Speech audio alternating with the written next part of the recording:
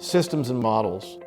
System science tells us that every object we look at can be called a system. Every system is comprised of parts that interact with each other. When those parts interact, give rise to properties.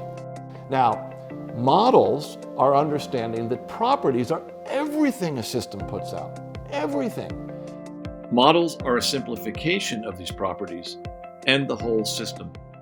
The second part of this is the progression of inquiry. The progression of inquiry is how we think about learning information as humans. It's the practice of most learning and all of modern science.